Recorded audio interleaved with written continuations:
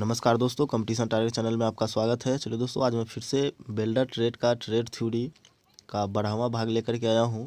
इससे पहले भी हमने 11 भाग तक अपलोड किया है। यदि आप नहीं देखे हैं तो प्लेलिस्ट में जा कर के आप वहां से देख सकते हैं। और यदि आप पहली बार मेरे चैनल पे मेरे वीडियो को देख रहे हैं तो आप चैनल को सब्सक्राइब कर लीजिए और साथ में बेल आइकन को भी दबा दीजिए ताकि आपको अगला अपडेट आपको मिल जाए। यदि आप टेक्निकल से हैं तो और टेक्निकल की तैयारी करना चाहते हैं और यदि CBT 2 का भी फॉर्म भरे हुए हैं तो आप चैनल को सब्सक्राइब ज़रूर करें, क्योंकि मैं हर रोज़ एक या 2 वीडियो अपलोड करता हूं।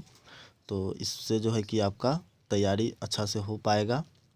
तो चलिए हम शुरू करते हैं फर्स्ट क्वेश्चन से कि SMAW इसका होता है सबमर्ज्ड मेटल आर्क वेल्डिंग। ठीक है, इसमें जो है किस प्रकार के फ्लक्स का प्रयोग किया जाता है? तो इसमें दानेदार फ्लक्स का प्रयोग किया जाता है।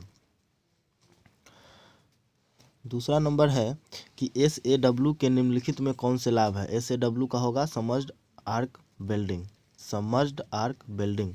ठीक है, तो इसमें जो है कि आपको इससे अच्छा वेल्डिंग होता है और स्पैटर दोष नहीं रहता है और आर्क का फ्लैश भी नहीं होता है, इसलिए इसका आंसर डी होगा। ये सभी सही होगा।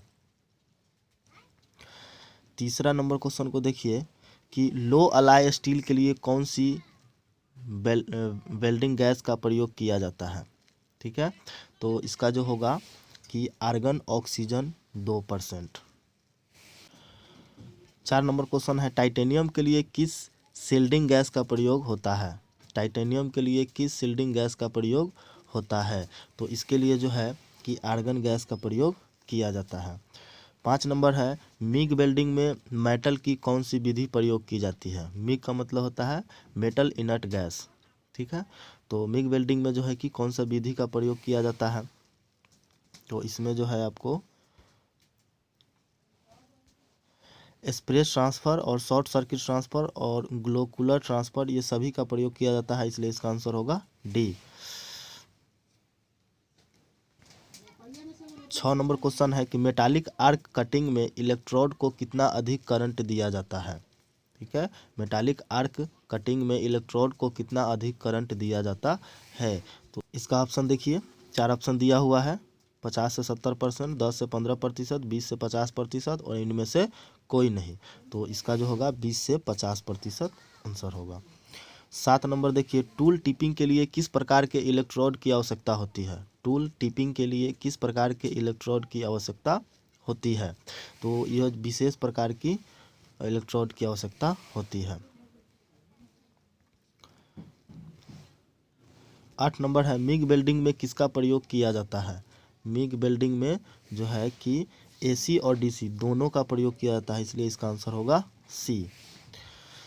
9 नंबर देखिए, GTAW वेल्डिंग में नोजल का चुनाव किसके आधार पर होता है? ठीक है, तो इसका आंसर हो जाएगा हमारा कि इलेक्ट्रोड के व्यास और करंट सप्लाई, ये दोनों होगा, इसलिए इसका आंसर सी होगा। 10 नंबर है DC सप्रेशर का प्रयोग निम्नलिखित में किस वेल्डिंग में किया जाता है? तो इसका जो है कि AC में प्रयोग किया जाता है।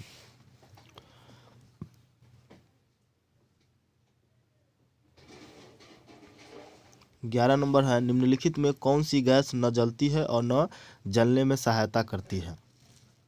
कौन सा गैस है जो नहीं जलती है और न जलने में सहायता करती है? तो आर्गन गैस जो है कि नहीं जलती है और न जलने में सहायता करती है।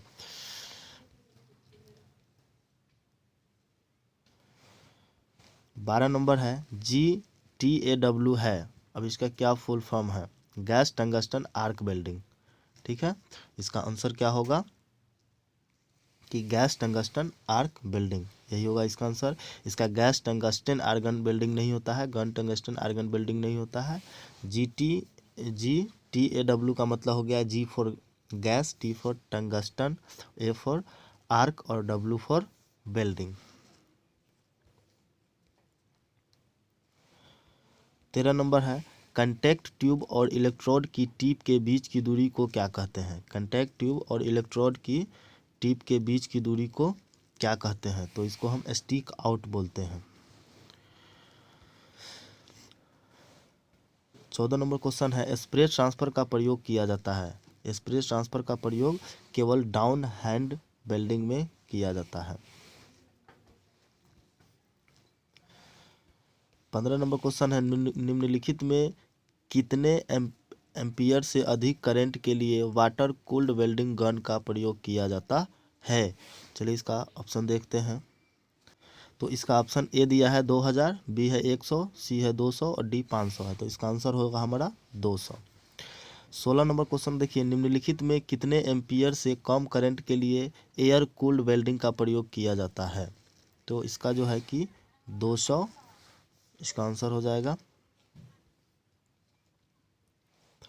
17 नंबर है, निम्नलिखित में कौन सी गैस शील्डिंग गैसें हैं। निम्नलिखित में जो है कौन सा गैस शील्डिंग गैस है। तो शील्डिंग गैस जो है कि आपका आर्गन भी है और हीलियम भी है, इसलिए इसका आंसर होगा सी, दोनों है। 18 नंबर क्वेश्चन देखिए, एल्युमिनियम की GMAW वेल्डिंग में किस गैस का प्रयोग किया जाता है। G for gas, M for metal arc welding. ठीक है, तो इसका जो है कि आंसर हो जाएगा हमारा आर्गन।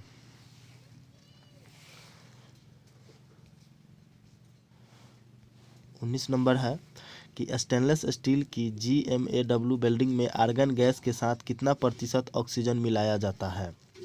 तो इसमें ऑक्सीजन मिलाया जाता है 5%। 20 नंबर क्वेश्चन देखिए, CO2 वेल्डिंग में शॉर्ट सर्किट आर्क वोल्टेज कितना होता है।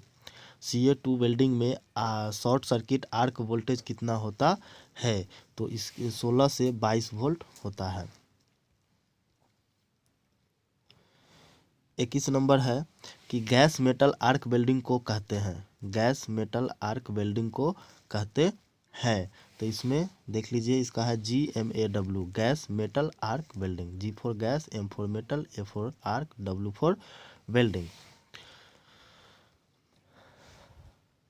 22 नंबर है, माइल्ड स्टील की GMAW वेल्डिंग में किस गैस का प्रयोग किया जाता है। माइल्ड स्टील की GMAW वेल्डिंग में किस गैस का प्रयोग किया जाता है। तो इसमें जो है कि CO2 का प्रयोग किया जाता है। 23 नंबर देखिए, MAG वेल्डिंग में 1.6 मिलीमीटर व्यास की तार का करंट रेंज कितना एम्पियर होता है। तो इसका जो है कि 150 से 200 एम्पियर होता है।